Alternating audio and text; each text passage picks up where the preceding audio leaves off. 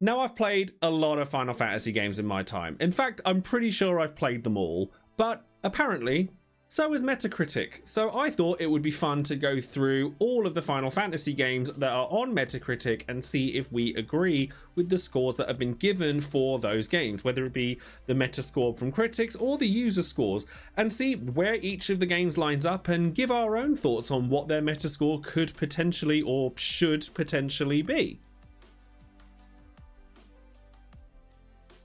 Now, before we get started, quick disclaimer, I'm going to go through multiple versions of each of these games, and I'm also going to be breaking this up into a series. So in this video, we're going to be going through the classic era of Final Fantasy, so Final Fantasy 1 through 6. We're also going to do the golden age of Final Fantasy, so the PS1 and PS2 era, and then what I would call the modern age of Final Fantasy with the PS3 onwards. And if you guys enjoy this video, sound off in the comments below and let me know whether you'd like to hear more about the side games and all of the other games that are present, whether it be mobile, because I've literally played all of them, and obviously it helps me with engagement, as does clicking on that little subscribe button and also liking the video. So without further ado, let's go and get started on the classic era of Final Fantasy. So what better place to start than at the very beginning with Final Fantasy 1? So we have three versions of Final Fantasy 1 here, which are the Pixel Remaster, we also have the PSP version, and then we also have Final Fantasy 1 and 2, which is Dawn of Souls on the GBA.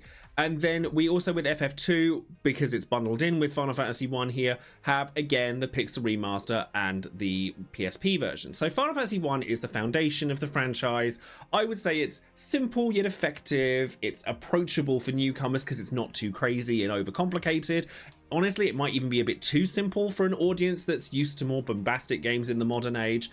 Got a very linear path, that there's not a huge amount to explore. Like, yes, it has a world map, but I do also think that a lot of people seem to confuse world maps and open worldness with linearity, because those are actually very different things. The GBA version as well as the PSP versions both have additional dungeons. The PSP version actually has more dungeons than the GBA one does, but the Pixel Remaster has quality of life changes in sacrifice of those additional dungeons. And you'll find that with all 6 of these games having had Pixel Remasters, the fact that you have to make choices between additional content and those quality of life changes is one of the strangest mistakes I think there is when it comes to these definitive versions of these games, because they're not really definitive. They're actually, you could be argued that some of the older versions are actually better.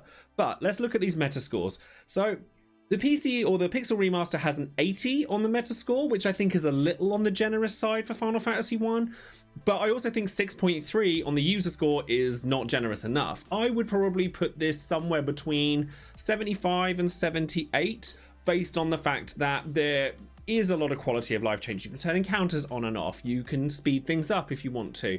There's lots of nice things and auto battling that you don't get in the other versions of this game. The PSP version, weirdly, has a 67 on Metascore and an 8.4 on user score, so it's actually flipped. And I would put this, again, sort of 78. It was, you know, it's still good. It's definitely not the best Final Fantasy up there. I'd probably even say maybe 75 for both versions of this. And then the GBA Dawn of Souls, I think that this is actually quite an accurate score, like 79, 80. That's actually pretty good because you do get FF2 bundled in, which most people do see as a bit of a weaker title in the franchise, but I think having both games on one cartridge is a really nice thing to have access to. So with FF1, I reckon anywhere between 70 and 80 is pretty accurate. Like, you can basically make your own choice on that. Personally, I think 75 is fair. So now we have Final Fantasy 2, which is kind of the bastard child of the Final Fantasy franchise, let's be honest, or at least it's the first one. Now, I would say that Final Fantasy 2 actually has more engaging characters and a better story than FF1. Like, FF1 is very by the books when it comes to the story, even for its time, whereas Final Fantasy 2 establishes more distinctive characters, so like Firion, Leon, Maria, the Emperor, etc. They are more established. But Final Fantasy 2 introduces a lot more unique mechanics that have been abandoned largely by Final Fantasy since Final Fantasy 2, though they have been adopted by other successful franchises like Saga. And I will say that the mechanics that have been abandoned with good reason. So not necessarily the combat mechanics, which aren't actually as bad as people make them out to be, but there are things in them that alienate the player, such as having 9 or so enemies appear on the screen where they can use status effects on you and there's nothing you can do about it. Final Fantasy 1's actually bad for this as well. But Final Fantasy 1 doesn't have those dreaded dead-end dungeons, or in dungeons, which is just a pain in the backside where you have to find your way back out again, and you have to fight unnecessarily amounts. It's just an annoying time. There's so many things in FF2 that a modern game would just not get away with by today's standards. And even though it's old, it was pretty crappy even by the standards back then. So you've got options when it comes to Final Fantasy 2. You have the Pixel Remaster version, which, you know, I've got here. You also have that same GBA version, or you have the PSP version again. So unlike the first Final Fantasy game, the PSP and the GBA versions of FF2 are largely similar, but they have, and both of them have, an additional almost story that the Pixel Remaster and the original version obviously don't have, which is the Soul of Rebirth story arc. So I would personally recommend the PSP or GBA version over the Pixel Remaster, and you'll notice that despite the quality of life changes in all of the Pixel Remasters, I'll probably recommend the other versions instead, just because they are more content filled, and the Pixel Remasters will largely go with, if you haven't got any other option, then go with this one. But I do think that some of these scores are a little harsh. So the Pixel Remaster, 77 on Metacritic, or Metascore, I think that's a little high. I think 60 to 65 is more fair. I don't think it's a bad game, but I think it's definitely one of the weakest Final Fantasy games, if not the weakest. 4.5 is a little on the harsh side. I'll say that. I know people don't like Final Fantasy 2, but I think that's a bit far. I'd say that the PSP version is more in line with what I would say. So 63, 67, I'd say 65. I think well, 63 I think is pretty accurate, especially considering this is the version that has the additional content in it. And then, as I said with FF1, I think the Dawn of Souls is probably the best version, simply because you get both for your buck. You get FF1 and 2, and if you're using an emulator or whatever, then I'd probably suggest this version over the PSP one, just because it's more consolidated, and you get it all in one place. So I would say that this was fairly accurate for the bundle, but FF2 on its own, I'd say, was a 65 at best. Now, I will quickly point out that I did actually fail to mention the PS1 versions of the Final Fantasy games, and that's because garbage. To be honest, they are all just straight garbage in comparison to any other versions. I'm actually shocked that the PS1 version of this has as high a Metascore as it does, because translations are dodgy. They're basically just the PSP versions, and that's true when it comes to like Final Fantasy Anthology, Final Fantasy Collection. I actually had to import those as a kid, and so therefore didn't know any better, but I would honestly just ignore these versions outright and just go with the other ones we've already suggested. These Metascores are way too high. So now we have Final Fantasy 3. So we've got two versions to talk about with Final Fantasy 3, Pixel Remaster again, and the DS remake. So we have two versions here. I personally feel that both of these versions are different enough that you can almost treat them as separate games, but they've both got the same title, so we're not going to do that. Establishes the job system, but does so in such a simplistic way that it's not actually particularly special by today's standards, especially compared with, say, Final Fantasy V or Bravely Default or other games like it. The 3D version is strangely challenging, which may be appealing to some but not others. But I actually, in this case, think the Pixel Remaster is actually the better version of the two. I think that the game is simpler, it's easier to follow, it's not got the crazy difficulty spikes at the beginning of the game that don't really add to it, they just make it a little inaccessible. The 3D version doesn't actually add that much beyond having a slightly better story, because the characters are different. You have basically gone back to nameless Warriors of Light in the Pixel Remaster or the NES version of Final Fantasy 3. But you have the new Warriors of Light, so Luneth, Refia, Ark, and Ingus in the 3D remake. But I actually think the 2D version's better. I think 79 I think is still a little high. I think that I would put this in the high 60s, maybe 70, like maybe 70, 75. I wouldn't put it any higher than 75, because I do think that it's an okay game, but I definitely think it's on the weaker spectrum. When it comes to Final Fantasy, do I think it's as bad as FF2? No, I actually prefer FF2, but that's because I'm a glutton for punishment. But I think that 5.3 is a bit low. I think that 79 is a bit high. The 3D version, 77, I'd say, sure, I think the visual upgrades, I can see why that's there. 87? Mama, what are we talking about here? Like, I don't think that that deserves to be that high. I think that there's so little depth in the combat compared to even FF1 and 2 that it doesn't really... I don't think it deserves a score that high. I think it's okay at best. So I would give this 70, maybe 75. I'm going to say 70, and maybe that's harsh, but let me know in the comments below what you would give Final Fantasy 3.